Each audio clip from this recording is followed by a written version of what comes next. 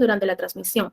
El moderador indicará a partir de qué momento se habilitan los registros de entrada y salida, uso de chat de la videoconferencia, debiendo consignar nombres completos y correo Gmail. Los participantes que deseen formular preguntas pueden hacerlo en el momento de la ronda de preguntas, la cual se activará el micrófono para que las puedan formular en forma directa al expositor. 8 preguntas se realizarán al finalizar la ponencia. Al término del evento, se solicitará a los participantes que activen sus cámaras para recoger las muestras fotográficas para la nota de prensa respectiva y corroborar su conexión, debiendo realizar el enfoque tipo selfie para recoger buenas imágenes en la foto grupal, evitando enfocar al techo u otro aspecto. Con su venia, señores miembros de la Sala de Honor, se solicita permiso para dar inicio al evento. La presidencia de la Corte Superior de Puente Piedra Ventanilla les da la bienvenida al ciclo de conferencias del módulo penal con el tema El juzgamiento, actuación probatoria. Saludamos la presencia de la Sala de Honor integrado por el señor doctor César Riveros Ramos, miembro integrante de la Comisión de Capacitación de este Distrito Judicial, asimismo juez titular del Juzgado de Investigación Preparatoria de Mi Perú de esta Corte. El señor doctor Rodolfo Socla Alarcón, fiscal adjunto superior de Lima Este, señor licenciado Norbert Alegre, administrador del módulo penal de la Corte Superior de Justicia de Puente Piedra Ventanilla, y las autoridades como son los señores comisarios de Pachacútec y Villa Los Reyes. Acto seguido, invitamos al señor César Riveros Ramos, juez del Juzgado de Investigación Preparatoria de la Corte Superior de Justicia de Puente Piedra Ventanilla, quien brindará las palabras de bienvenida a este magno evento. Adelante, doctor. Bien, muy buenas tardes, digna concurrencia. Una vez más, agradeciendo a nombre de la Comisión de Capacitación de esta Corte Superior de Justicia Puente Piedra Ventanilla. En esta ocasión tengo el honor y el agrado de presentar al doctor Rodolfo Socla,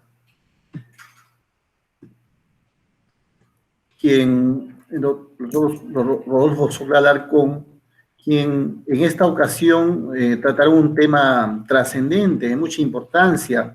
Vemos que el juzgamiento en el nuevo Código Procesal Penal o en el marco del proceso penal es la etapa estelar del proceso, es lo que se nos dice, se precisa, y en consecuencia este tema es trascendente.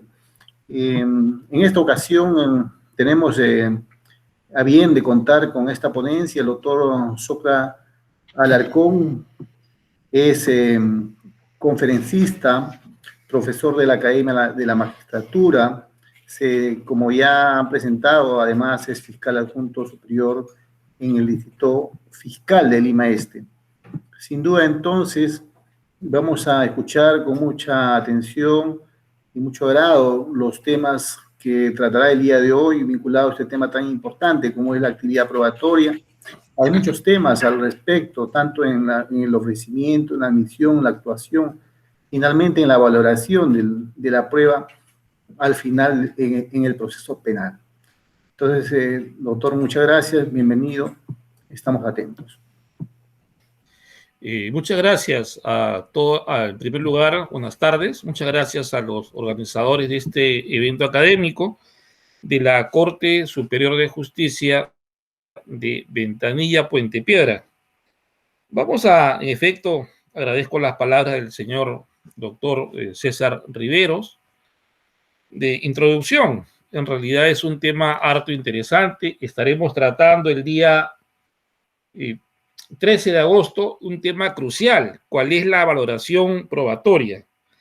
Sin embargo, vamos a tratar el día de hoy sobre la actuación probatoria. Como ha señalado el doctor Riveros, en la etapa del juzgamiento, la fase más importante, la fase estelar del proceso penal, y también tomo como referencia primordial o principalmente las audiencias que uno a veces puede ver a través de Justicia TV. Creo que es un espacio bastante importante para todos nosotros, para todos los operadores jurídicos, a los efectos de ver cómo se están llevando a cabo los juicios orales, la actuación probatoria. Hace poco, creo que es importante compartir con ustedes, el Instituto Colombiano de Derecho Procesal hubo una ponencia sobre el poderoso juez del sistema oral. El expositor decía que en este proceso de carácter oral el juez era el protagonista de este proceso oral y daba ciertas pautas y hago referencia a este video de un profesor colombiano porque ponía como ejemplo lo que el juez no debe de hacer en una audiencia. Y ponía videos, decía él, de procesos penales de países vecinos. Y grande fue mi sorpresa cuando los ejemplos de lo que no se debe de hacer era del Perú. Eran procesos penales reales transmitidos por Justicia TV o por otros canales de YouTube que también transmiten algunas audiencias. Y ahí hacía, pues, se veían espacios entrecortados de algunas audiencias con unas posiciones que creo yo que pueden mejorarse. Voy a hacer referencia a qué hacía alusión este maestro colombiano, pero para mí es muy importante que tengamos en cuenta que estamos frente a un proceso penal acusatorio, pero aquí hay que tomar una orientación muy clara. Una orientación, creo que si no partimos de este punto de partida bastante claro, vamos a tener problemas o van a haber problemas. El proceso penal peruano es un proceso penal acusatorio, pero con una raigambre, con un origen europeo continental, primordialmente España, Italia. Tiene esa orientación. No estamos frente a un proceso penal con raigambre anglo-norteamericana. Y esto lo digo porque los jueces en ambos tipos de procesos tienen características diferentes. Quiero entender que en los inicios de la reforma, hace ya casi 15 años, habían ciertas dudas, habían ciertas confusiones en cuanto al rol que debía de asumir el juez, y algunos pensaban que el juez peruano debería ser un tipo juez norteamericano, y por ahí me parece que han habido algunas distorsiones, que lo que han hecho es que no se tenga la brújula, la orientación debida. Debemos, como señalo, a partir de que estamos frente a un proceso penal con raigambre europeo continental y que quien está a cargo de esta audiencia es un juez profesional. Esto también debe ser materia de análisis, de estudio y de comprensión por parte de los operadores jurídicos, por parte de los fiscales y por parte de los abogados. Y haciendo referencia a esto de que parece que hubiera cierta confusión, también vemos a veces que en algunas audiencias se le dice se refieren al juez como su señoría, su señoría, tanto de parte de la fiscalía como de parte de la defensa. Y me parece que el término señoría obedece a otro tipo de proceso. Y no ha faltado quien ha señalado que estos términos son términos que obedecen a otro estadio, a otra época de nuestra historia. Me parece que en nuestro sistema debemos dirigirnos al juez como tal y evitar ese tipo de tratamientos con un lenguaje que no corresponde a nuestra realidad. Aquí nosotros en el Perú y el código habla de juez. En ninguna parte advierto que se refiere al término señoría. Y esto, reitero, parece que son unos rezagos de los inicios de la reforma, que han habido algún tipo de confusiones respecto de todo lo relativo al juicio oral.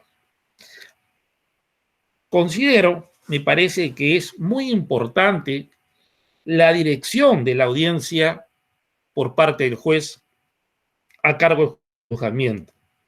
Una dirección que tiene que tener como fundamento, como una base, una atención activa de lo que está ocurriendo, de lo que está pasando en el acto del juzgamiento. Hay que evitar, y esto nos permite a veces Justicia TV, apreciar la actitud en la cual el juez o jueces está dirigiendo la audiencia. Hay que estar con una atención bastante activa a lo que está ocurriendo, lo que está aconteciendo en ese acto, porque si el juez, como se ha visto en algunos tipos de audiencias, no le presta la debida atención a lo que está ocurriendo en el juzgamiento, en la audiencia, pareciera pues que al final fuera una especie de simulacro, una pantomima de una audiencia. No, hay que prestar atención a lo que ocurre en la audiencia. Pero también es importante evitar que el juez o jueces den una apariencia de un juez arbitrario, de un juez abusivo para con las partes. Quiero hacer referencia al video que se señaló en el caso de esta conferencia del Instituto Colombiano de Derecho Procesal Penal. Este video nos permite ver la discusión, por llamar así, que se produjo entre un abogado que quiso hacer una representación de su planteamiento lanzando un libro al aire, lo cual motivó que el juez le dijera de que qué clase de técnica de litigación era esa de lanzar los libros al aire, que había que tranquilizarse, y se generó un enfrentamiento al extremo de que en determinado momento el juzgador le pregunta a la parte si iba a continuar o no con el abogado defensor que había generado esta incidencia. Por ejemplo, señalaba el profesor colombiano que esto es lo que se debe tratar de evitar de dar a la apariencia de un juez demasiado autoritario. El juez decía, tiene que ser ante todo un tipo ecuánime, un tipo ponderado, y que si se generara algún tipo de incidencias como esta, había que tratar de que las cosas no lleguen a ese extremo. Decía extremo porque se le consultó al imputado si iba a seguir o no con el abogado que había generado esta incidencia. Decía el maestro colombiano que esto es lo que no se debería de hacer. Yo sé que a veces tenemos bastante carga, estamos un poco tensos, pero esto hay que evitar, porque ciertamente el tema de grabar una audiencia, esto va a quedar para la posterioridad, va a quedar para la eternidad. ¿Sí? Entonces, esos roces entre abogados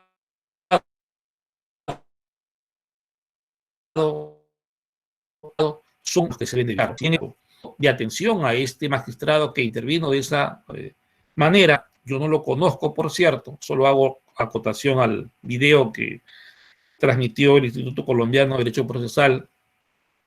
También es verdad que los operadores, tanto del Ministerio Público como la Defensa, deberíamos tener en consideración lo que señalé al inicio de esta alocución, que estamos frente a un juez profesional, no estamos frente a un jurado. Como en alguna vez escuché decir a algún magistrado supremo, yo soy un juez profesional, a mí no me vas a contar un cuento.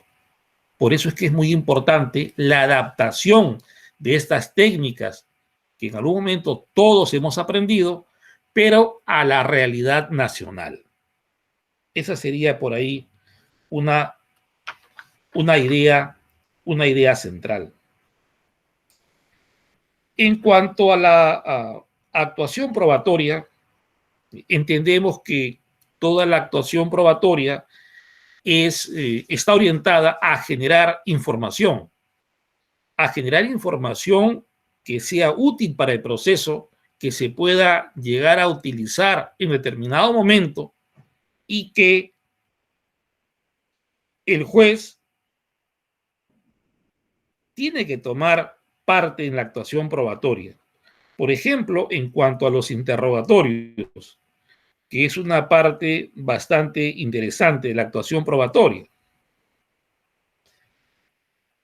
La experiencia nos demuestra que a veces los señores jueces están un poco esperando que las objeciones se produzcan por las partes, pero consideramos que esto no debería ser así, más ahora en tiempos en los cuales las audiencias las estamos llevando de manera virtual y donde el tiempo realmente sí es oro.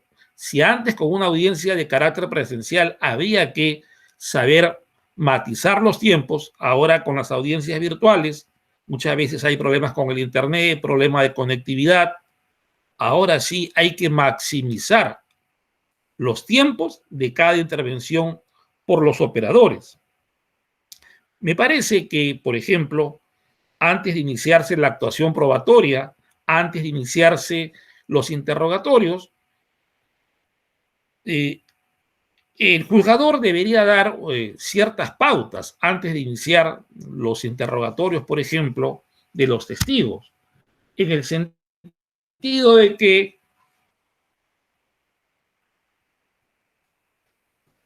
cómo deberían llevarse a cabo los interrogatorios. Pero quizá alguien diga, pero ¿para qué? ¿Para qué dar las pautas si ya los abogados saben, los fiscales saben cómo deben ser las preguntas? Estas deben ser claras, estas deben ser directas, deben ser pertinentes, útiles. Claro, pero los videos que se ven de juicios reales nos demuestran que a pesar de haberse dictado un sinnúmero de cursos de litigación oral, en la práctica y en los hechos, en los juicios que no son aquellos procesos por criminalidad organizada, por corrupción, la realidad es otra.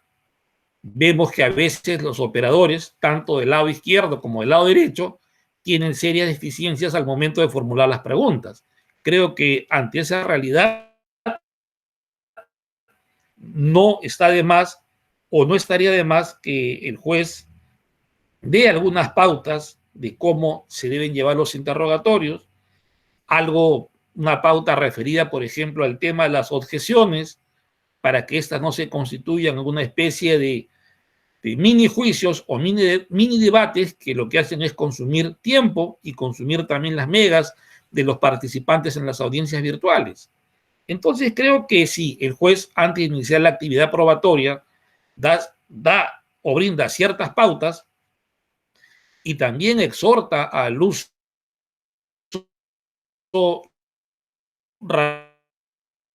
racional del tiempo, cualitativa. Lo que queremos es calidad de la información y con las pautas que pueda dar el juez del juicio, me parece que se generaría una actuación probatoria de mucha mayor calidad. Respecto del interrogatorio directo,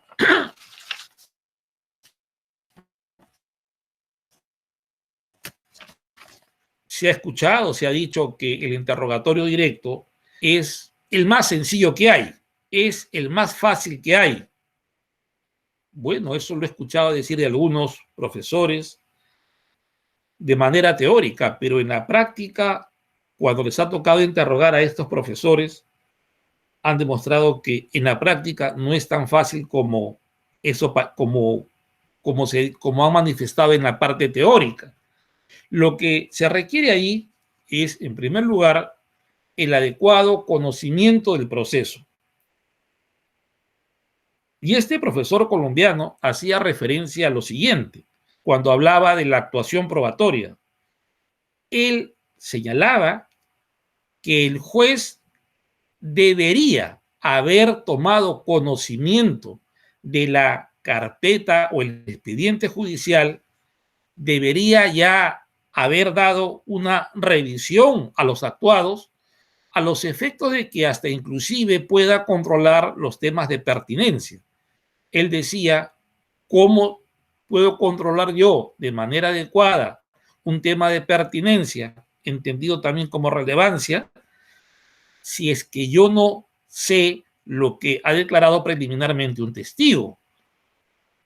Este profesor colombiano sostiene que el juez que va a la audiencia, que va al juzgamiento, ya debería haber revisado previamente la carpeta o expediente fiscal. Pero aquí colisionaría con lo que se nos dijo en los inicios de la reforma, sobre todo a los señores jueces.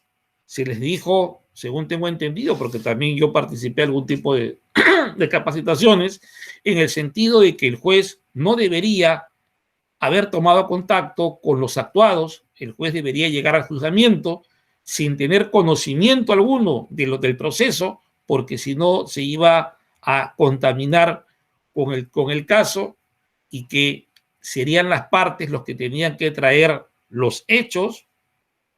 Son las partes, a través del alegato de apertura, las que tenían que hacer conocer al juez los hechos, y que también debería desconocer que iban a declarar los testigos. Eso se nos dijo al comienzo de la reforma, pero sobre el tema de esa llamada contaminación, entre comillas hago referencia, no sé qué tan cierta pueda ser, o si quizás sea mejor que el juez, a los efectos de controlar adecuadamente la actuación probatoria, ya tenga conocimiento del proceso a efectos de poder controlar adecuadamente la actuación probatoria. El tema de la contaminación me parece que es un tema sobre el cual se ha hablado mucho, pero lo que al final ya se verá con el tema de la valoración de la prueba, me parece que no tendría que hacer mucho, porque al momento de valorar la prueba tengo que efectuar una valoración racional de lo que se ha actuado en el acto de juzgamiento. Yo no creo, con un poco de experiencia en esto, que si el juez dio una revisión al proceso, se produzca la llamada contaminación, se produzca la contaminación de este magistrado en el acto de juzgamiento. Aquí hago un paréntesis con relación a la llamada contaminación, de la cual nos enseñaron en algún momento nuestros profesores en el medio nacional. Pues tuve la ocasión de conversar con profesores colombianos. Uno de ellos ejerce en los Estados Unidos. Daniel Pulecio Beck, por ejemplo, que es un profesor colombiano, un joven profesor colombiano, que en la actualidad ejerce en Estados Unidos, ejerce la labor de abogado en un prestigioso estudio. Y él señalaba, por ejemplo, que en los casos de apelación a segunda instancia, él decía que la litigación oral no era lo que nos estaban enseñando en nuestro medio. Y yo le dije, ¿me podrías explicar a qué te estás refiriendo? Sí, me dijo. Mira, las apelaciones en segunda instancia en los Estados Unidos, los abogados somos capacitados para tener aptitudes y condiciones para poder absolver respuestas. Uno va a hacer un informe en segunda, una apelación en segunda instancia, y no es que te dejen hablar los jueces por el tiempo que tú creas conveniente. La intervención en segunda instancia, hacía referencia a este abogado, Daniel Pulesio Beck, que se ceñía a saber responder adecuadamente las preguntas que los jueces le hacían a uno. Entonces le pregunté, ¿quiere decir esto que el juez o jueces de segunda instancia ya han leído tu caso? Y me dijo, por supuesto. ¿Cómo te podrían preguntar si es que no conocen tu caso? Y ante esa respuesta yo repliqué, te dije, pero no se produce la llamada contaminación del juez porque ya se habría prejuzgado de los hechos. No, me dijo, no tiene que hacer nada. El juez revisa los actuados y te va a preguntar sobre las preguntas, sobre las dudas que le podrían haber generado determinada posición. Y la litigación oral en segunda instancia es el saber responder adecuadamente las preguntas que a uno le hacen. Punto. Entonces, viendo la experiencia en el sistema anglo-norteamericano, me pregunto si el tema de la llamada contaminación, de la cual en algún momento aquí se habló, mantendría todavía vigencia o no. Ese es un tema sobre el cual creo que poco se ha escrito en el medio, pero me parece que una persona no se contamina por el hecho de revisar los actuados, porque otra cosa es la valoración que tiene que hacer al momento de resolver. Y no cualquier tipo de valoración, entendemos que es una valoración racional de la prueba actuada en el proceso. Con relación al interrogatorio directo, ¿qué podemos decir? Tenemos que decir lo siguiente, que el interrogatorio directo y el interrogatorio que se realice también al acusado tiene que ser con preguntas que todos podamos entenderlas, con preguntas sencillas, con preguntas descriptivas, con preguntas que tiendan a generar la mayor cantidad de información. No hay que utilizar preguntas sugestivas porque las preguntas sugestivas, quien introduce la información es el preguntante y no la persona que está respondiendo. Pero sobre estas preguntas sugestivas en el interrogatorio directo, en nuestro Código Procesal Penal no se ha hecho ningún tipo de excepciones. En nuestro Código Procesal Penal, las preguntas sugestivas en el examen directo están prohibidas a rajatabla. Sí o sí.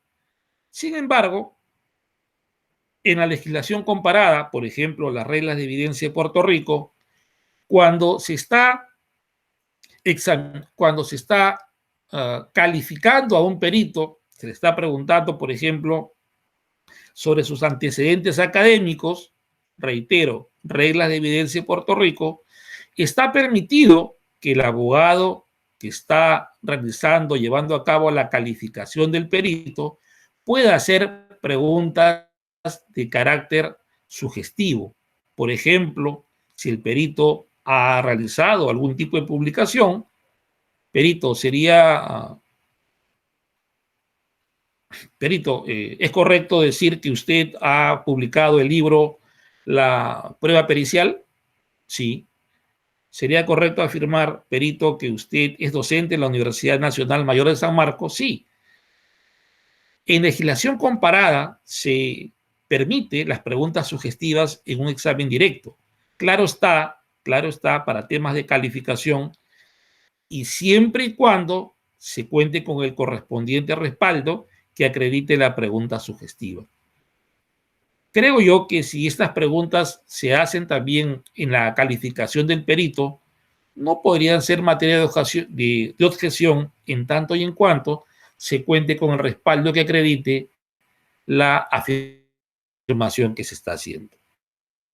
En legislación comparada, por ejemplo, también se permiten en el examen directo preguntas sugestivas en los casos de violación en agravio de menores de edad. Se permiten preguntas sugestivas en los casos con personas mayores de edad. Y finalmente se permiten preguntas sugestivas con personas que tienen determinado nivel de entendimiento. Por ejemplo, las personas que son los conocidos como fronterizos. Entonces, en esos casos, en legislación comparada, se hacen algún tipo de salvedades. Como toda regla, hay excepción, sí. En legislación comparada se establecen que en estos supuestos se podrían formular preguntas de carácter sugestivo. En el medio nacional, reitero por tercera vez, no se ha hecho algún tipo de salvedad. Pero me parece que en el caso de los peritos, en cuanto a calificación, sí cabría hacer preguntas sugestivas en tanto y en cuanto, reitero, se cuente con el aval que acredite la afirmación que se está haciendo. En el examen directo, a veces apreciamos que cuando se hacen las preguntas, a veces se dice por parte de la judicatura, ya no se va a demorar, ¿no? Hemos apreciado que en algunos videos se señala esto y el a veces manifestar por parte de quien dirige el debate esto que en cierta forma podría tomarse como una forma de constreñir la actuación de quien ha ofrecido el testigo. Entendemos que el tiempo es oro, pero a veces cada parte quiere extraer la mayor cantidad de información de su órgano de prueba, y también lo que se requiere en ciertas partes es tener paciencia con los órganos de prueba, porque los órganos de prueba no siempre son ideales, no siempre responden como uno quisiera. Por eso es que luego de algunos años de docencia, no soy muy partidario de las famosas simulaciones de juicio oral. ¿Y por qué dirán algunos de ustedes? Porque en las simulaciones de juicios orales siempre participamos, todos casi somos abogados y todos respondemos de manera inmediata con una solvencia, con una locuacidad realmente envidiable. Y eso no se ve en los juicios orales, reitero, que no son de crimen organizado, de corrupción de funcionarios. Entiendo que, por ejemplo, en Puente Piedra, en Ventanilla, como que también en Lima Este, tenemos mucha migración andina y a veces llegan personas adultos mayores que hasta son quechohablantes o hablan una especie de mezcla de quechua con castellano y le piden a uno que por favor les haga las preguntas más despacio porque les cuesta un poco poder responder con rapidez. Y todo esto hay que tener en cuenta, porque una cosa es lo que se ve a veces en las simulaciones y otra cosa es cuando se trata con personas en la vida real con las limitaciones que hago referencia. Me parece también que cuando se lleva a cabo los interrogatorios, todos tenemos que practicar la escucha activa. Y esto significa que realmente estemos escuchando lo que el testigo nos está manifestando en ese acto. A veces se advierte que algunos operadores estamos con el teléfono celular, manipulando el teléfono celular en plena actuación probatoria, y estos son distractores que nos van a impedir llevar a cabo una escucha activa, una escucha eficiente. Siempre he dicho en los cursos que he impartido que cuando uno lleva a cabo una actuación probatoria, está actuando el medio probatorio, tiene que estar realmente concentrado, tiene que estar atento a la jugada y, me ratifico en ello, tiene que apagar su teléfono celular. El mundo no va a cambiar si usted se aísla por espacio de 1 hora, hora y media o 2 horas que pueda durar la audiencia. El mundo no va a cambiar si usted pierde contacto con la civilización por ese espacio de tiempo. Pero sí, su juicio puede cambiar de orientación si usted no le brinda la debida atención.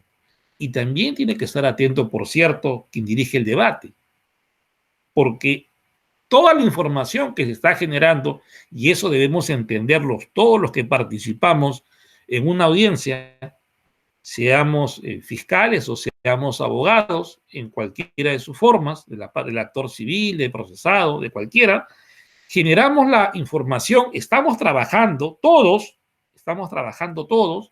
para producir información que está dirigida, orientada hacia el juez o jueces. Eso es lo que debemos ser conscientes todos los que participamos en una audiencia de este tipo. Además, también debe ser un interrogatorio ordenado, debe ser un interrogatorio organizado. Y acá, cuando se habla de organización, de orden, siempre se hace referencia al tema de la cronología. Antes y un después. Entonces, si comenzamos de esa manera, antes, durante y después, la información se va a ir almacenando de una manera mucho más ordenada, porque si se hace una mezcolanza del después antes que el durante, la información como que no va a canalizarse de la forma que uno realmente quiere. En cuanto a la formulación de las preguntas, estas, por exigencia de orden enteramente legal, tienen que ser claras, tienen que ser directas, pertinentes, o sea, que guarden relación con lo que es materia controvertida. Pertinencia o relevancia son conceptos, al parecer, sinónimos. Este concepto de relevancia es utilizado en el sistema anglo-norteamericano. Las reglas de evidencia de Puerto Rico, por ejemplo, hacen referencia al tema de la relevancia. Tienen que tener una utilidad, claro, no hay preguntas que sean neutras. ¿En qué sentido? Cada pregunta debe obtener una respuesta cuya utilidad va a servirnos. Se señala que las preguntas no deben ser repetidas. ¿Para qué, pues? Y sobre esto es un punto en el cual me parece que un juez que dirige debate, sin que esto implique algún tipo de parcialidad, si advertimos que la pregunta es repetida, nada obsta a que el señor juez de oficio, como director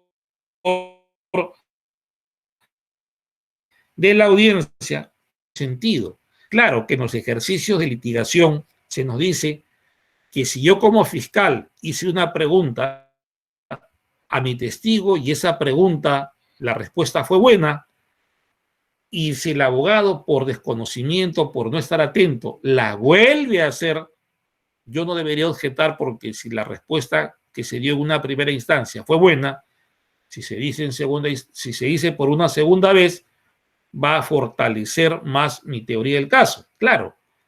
Pero desde la óptica judicial me parece que sería una pérdida de tiempo. Entonces nada obsta que el juez prohíbe este tipo de preguntas de oficio. Señalo más en estos tiempos en los cuales las audiencias son de carácter virtual y donde hay que aprovechar al máximo posible el tiempo. Igual también están vedadas las preguntas capciosas, esas preguntas que pueden entenderse de diferente manera. también son preguntas capciosas aquellas preguntas que a veces en las cuales se cita una foliatura, se cita un folio que no corresponde. También son preguntas capciosas, preguntas vedadas. Las preguntas impertinentes, claro, una pregunta impertinente no aporta nada, pero primordialmente hace perder tiempo a todos los que participamos en las audiencias. Nos hacen también gastar megas a veces innecesariamente con preguntas que no tienen que hacer absolutamente nada. Y finalmente las preguntas por mandato legal, las preguntas sugeridas en el interrogatorio directo. Entonces creo yo que los jueces, en algunos casos, deberían de oficio ir cortando las preguntas que son repetidas, las preguntas que son sugeridas, las preguntas capciosas, aun cuando no medie objeción por alguna de las partes. A veces las partes no objetan porque, reitero, están con su teléfono celular, están entretenidos en otras cosas y dejan que este tipo de cosas sucedan. Me parece que la intervención judicial en estos casos no significa un tema de parcialidad, sino enfocarla o verla desde la óptica de la dirección de audiencias. En el interrogatorio directo quiero hacer un paréntesis referido al tema de la prueba pericial. La prueba pericial es una prueba importante, es muy importante su debida práctica, su debida actuación en juicio oral. Debemos evitar que los peritos o las pericias al final puedan convertirse ellos, los peritos, en los que deciden la litis, cuando no hay una actuación, cuando no hay un interrogatorio debido. Que hemos apreciado a través de algunos videos de esta magnífica plataforma Justicia TV, que muchas veces se pierde el tiempo en la calificación del perito.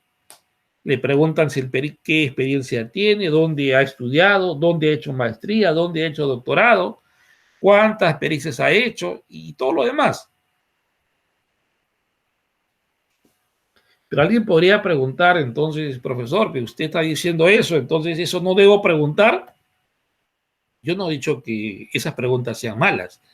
Yo lo que estoy diciendo es que para los efectos de una adecuada actuación probatoria de la prueba pericial, no deberíamos quedarnos una hora o perder una hora en el tema de la calificación del perito.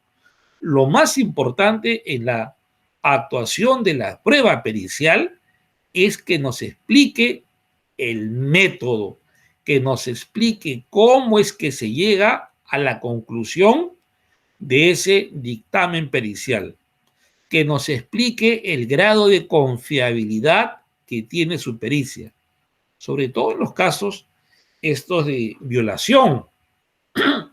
La violación es un delito que a mí me provoca todo tipo de rechazo, pero también me preocupa porque las penas son sumamente elevadas y hay casos en los cuales la cosa no es tan clara y el procesado clama inocencia a los cuatro vientos.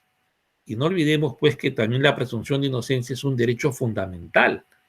Por lo tanto, si se va a desvirtuar esa presunción de inocencia, tenemos que desvirtuarla con medios probatorios debidamente actuados en juicio oral y sobre todo que esos medios probatorios tengan cierta entidad. Medios probatorios en los cuales el juez pueda tomarlos como insumos para emitir una sentencia, ya sea condenatoria o absolutoria. No se trata en estos tiempos de decir que más vale absolver a un culpable que condenar a 100 o 10 inocentes. Esa frase que en algún momento se escuchó en los pasillos judiciales es una frase propia de la historia del derecho procesal ya de una etapa en la cual ya no cabe en la actualidad hacer referencia a esa cita. ¿Por qué? porque eso se decía pues en la Revolución Francesa.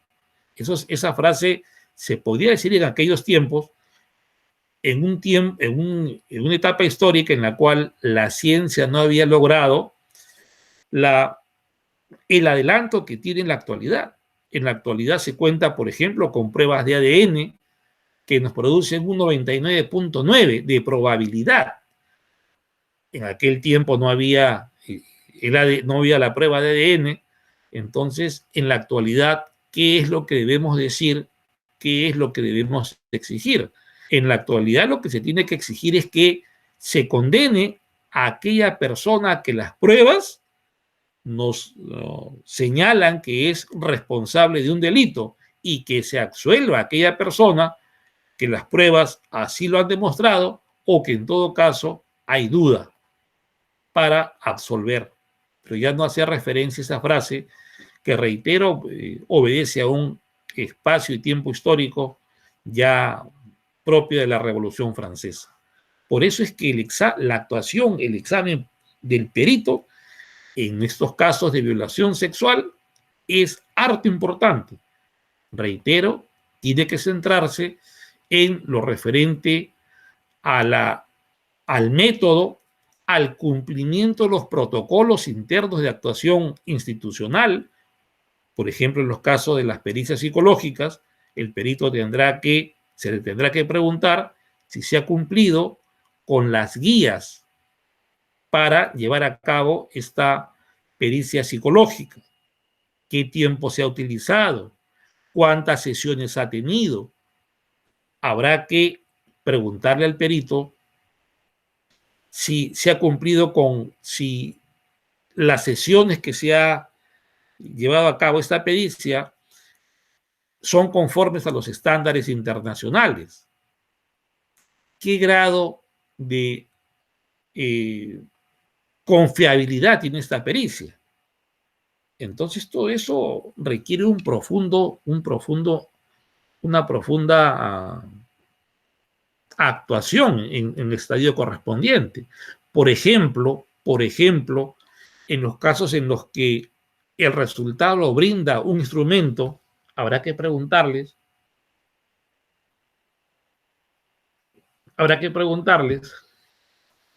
si el equipo que se ha utilizado, de qué año de fabricación es, ese equipo, de acuerdo al fabricante, cuál es el porcentaje de acierto que nos brinda ese equipo. Habrá que preguntarles si ese equipo ha recibido el mantenimiento, ha recibido la calibración debida.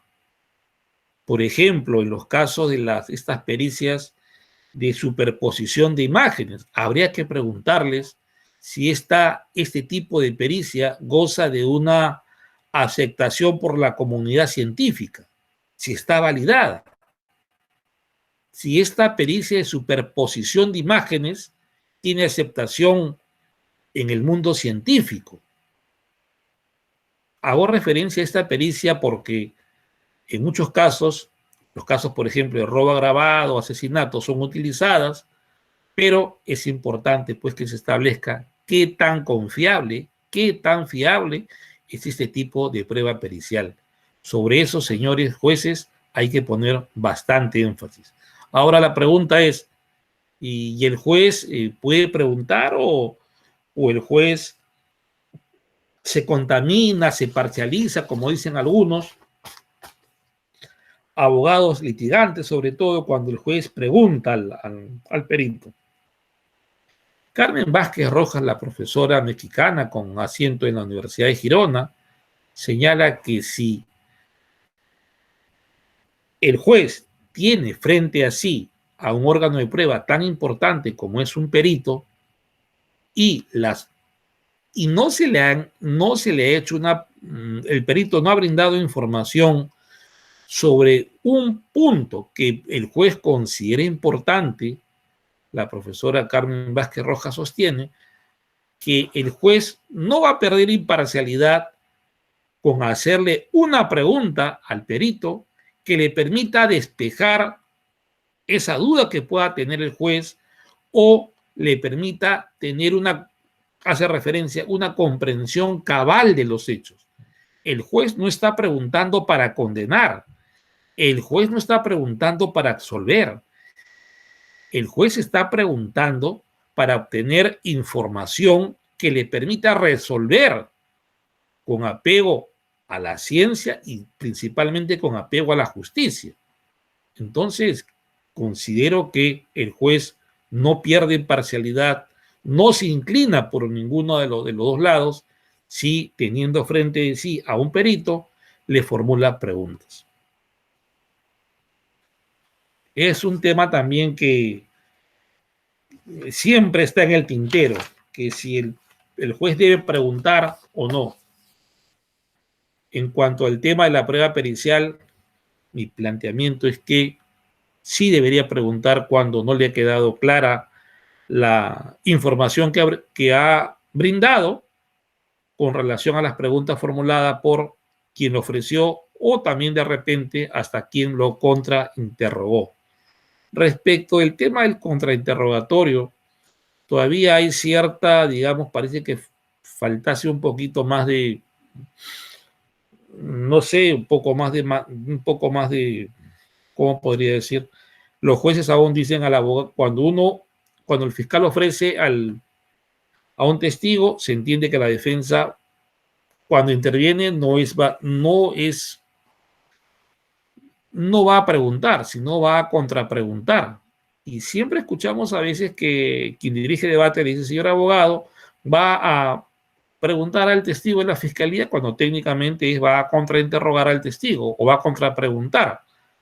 Entonces, parece que todavía nos cuesta un poco llamar a veces por su nombre las actuaciones. Cuando uno pregunta al testigo en la parte adversa, es contrainterrogar o contrapreguntar.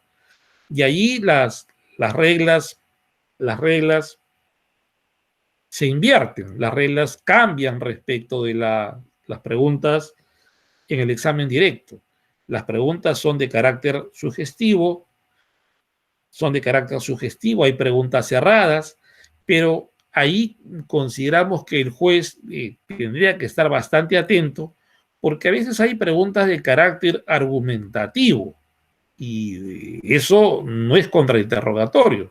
La pregunta es de carácter sugerido o preguntas cerradas, no preguntas de carácter argumentativo o preguntas de carácter conclusivo. Las preguntas estas de carácter conclusivo son aquellas preguntas que empiezan con el entonces, por lo tanto. A veces se formulan objeciones y escuchamos decir, pero déjelo que el abogado culmine la pregunta. Pero reitero que hay que ganar tiempo. Si la pregunta empezó con entonces, la pregunta consideramos que es una pregunta conclusiva desde el inicio. Y dejar que acabe la pregunta, reitero, en estos tiempos en los cuales debemos valorar mucho más el tiempo, debería prohibirse la pregunta desde que el momento que se empieza a formular la pregunta. Entonces, o por lo tanto, son preguntas que no deben hacerse a las partes. Otro error que también se ha advertido en los contrainterrogatorios es que se hacen una especie de introducción, que al final no sabe uno en qué momento o cuál es la pregunta concreta. Entonces también me parece que en esta parte los señores jueces tienen que tener bastante cuidado, hay que estar muy atentos para que las preguntas realmente, las contrapreguntas, perdón, sean realmente útiles. A veces cuando se efectúa el contrainterrogatorio, hacen una especie de introducción, una especie de opinión y no sabemos a ciencia cierta cuál es la pregunta concreta. Y hay que entender en nuestro medio que para formular un contrainterrogatorio, la persona también que va a responder el contrainterrogatorio, las contrapreguntas, tiene que ser una persona que tenga cierto nivel cultural, cierto grado de instrucción, porque cualquier persona, la persona con un bajo nivel cultural, persona que tiene un poco de problemas para entender, no capta la contrapregunta, no entienden las contrapreguntas, mejor dicho. Hay personas que no es fácil, cuando escuchan la pregunta, ¿es correcto afirmar? Les ponen ahí la afirmación, no saben qué responder, porque no se entiende la contrapregunta. Entonces también esto consideramos que demanda una especial atención por parte del juez, porque no se trata de que en esta fase se atarante, se sorprenda al testigo que está declarando. Lo mismo podríamos también decir con el tema de los peritos. Hay que tener mucho cuidado con el tema de las contrapreguntas que se formulen tanto a los testigos como se formulen a los peritos. Con el tema de las objeciones, señores jueces, me parece que, reitero, si se hace una previamente, antes de iniciar la actuación probatoria, se dice cómo se van a manejar las objeciones, porque a veces hemos escuchado que cada parte hace su sustentación, absuelve el traslado y hasta réplica le dan. Me parece que en estos casos debemos evitar el tipo de réplica, dúplica y súplica, porque son cosas que deben de evitarse. No debe haber tanto traslado con la fundamentación y la absolución suficiente, pero hemos advertido que en algunos casos le dan hasta dúplica a las partes, y eso es lo que hace que el tiempo tan valioso sea consumido en estas discusiones. Me parece que en algunos casos de oficio se debería actuar por parte del juez y también ver el tema de la fundamentación. Por ejemplo, si uno dice pregunta sugestiva, yo entendería que la fundamentación ya está dada, dado que del abanico de tipo de preguntas, pregunta abierta, pregunta cerrada, pregunta capciosa, yo he dicho pregunta sugestiva. Entonces esto sería interesante que de repente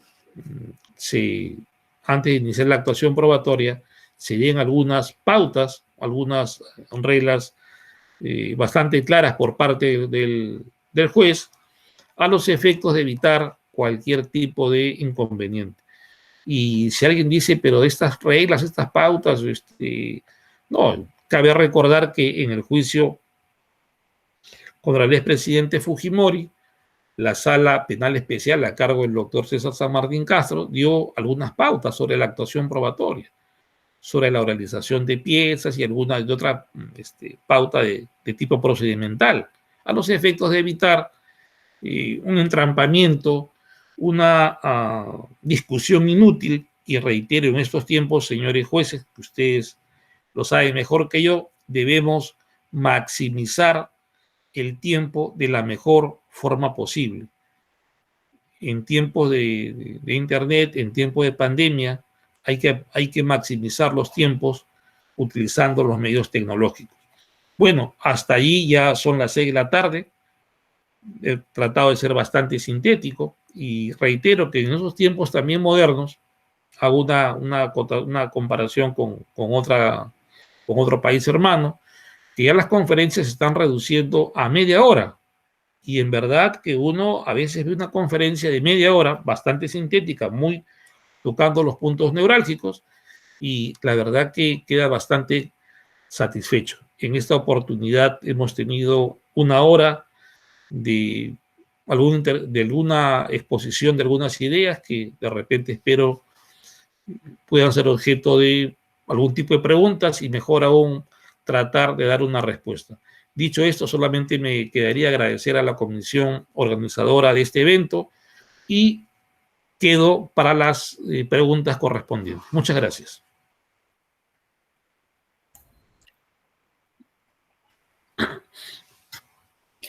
Muy agradecidos por su excelencia de disertación, señor doctor Rodolfo Socla Alarcón. A continuación procedemos, continuando con el programa, acto seguido invitamos al señor licenciado Norbel Alegre, administrador del módulo penal, para la entrega de los certificados expedidos por la Corte Superior de Justicia de Puente Piedra Ventanilla por la disertación al señor doctor Rodolfo Socla Alarcón en agradecimiento de la ponencia del juzgamiento y que se ha brindado hace un momento. Buenas noches con cada uno de ustedes. Agradecerles a cada uno de ustedes, a los miembros de la Mesa de Honor por su presencia el día de hoy.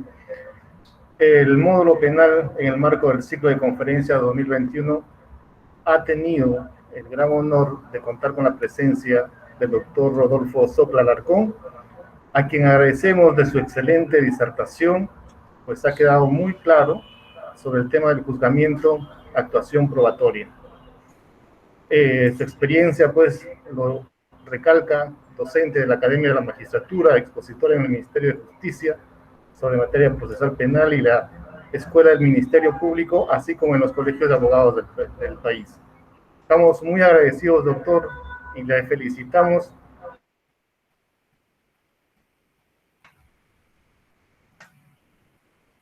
por esta excelente disertación y acto de su certificado virtual. Muchas gracias, licenciado Norbel Alegre. Nos veremos el día 13 de agosto con un tema bastante interesante, cuál es la valoración de la prueba.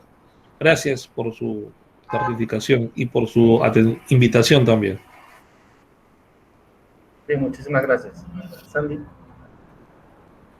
Unos momentos, por favor, para la toma fotográfica. Les invitamos a todos a aperturar sus cámaras.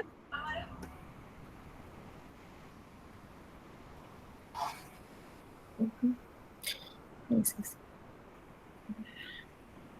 Agradecemos a todos los asistentes por su congruencia y por haberse conectado el día de hoy en este ciclo de capacitaciones que es dirigido a los señores magistrados, asistentes y público en general que nos acompañan en este cuarto módulo del ciclo de conferencias del módulo penal de la Corte Superior de Justicia de Puente Piedra Ventanilla. Buenas noches con todos, muy agradecida por su gentil atención. Gracias. Hasta una próxima oportunidad. Gracias. Ok. Muchas gracias, doctor. Buenas noches. Muchas gracias con todos. Buenas noches.